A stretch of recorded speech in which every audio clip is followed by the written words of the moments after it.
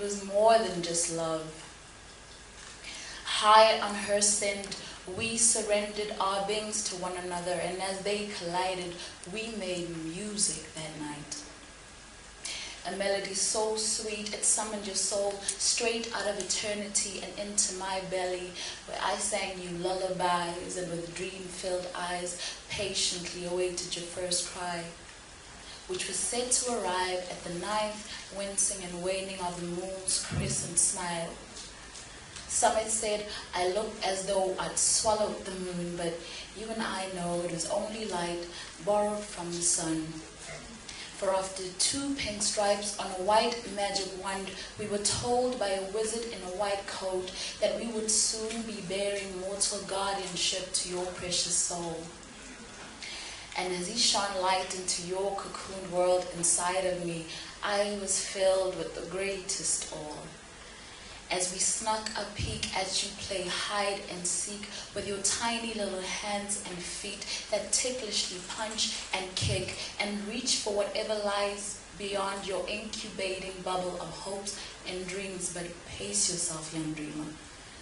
For on this side, the grass isn't always greener. There are things that will knock your heart so hard the whole thing comes apart, and mother may not always know how to soothe this, but it's all right, I promise, that once you've pieced it back together, trace your fingertips on the lines along the cracks, and you should realize that hearts break into roadmaps that lead back to their unbreakable selves. There are other things. Amazing things, spirit beings who will have you holding your breath hostage until they've left and handed over the mundane, leaving you with a sweet aching, a slight resemblance of pain. These will tempt you with moments so perfect you want to pickpocket from time and turn into forever. But bear in mind, you have left eternity, and here forever is just a word we snuck into the language to remind ourselves of home.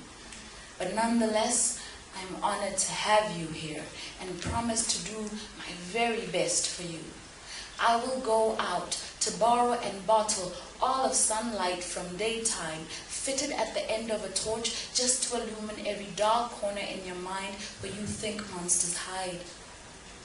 I will climb up above the world so high, pluck the sparkliest star out the sky, place it in your tiny hands where you can deconstruct the twinkle, figure it into a new constellation, and make a trophy of the wonder that they are. But even more important than stars, I have in storage some half-decent advice, a bag filled with only the finest of hugs, those ones with a little extra squeeze in the middle so we can touch heartbeats and be reminded that somewhat of my breath once did and will always belong to you. Hugs tailor-made and measured to fit you at your every height, even wide enough to wrap around the giant of a man I know you'll become.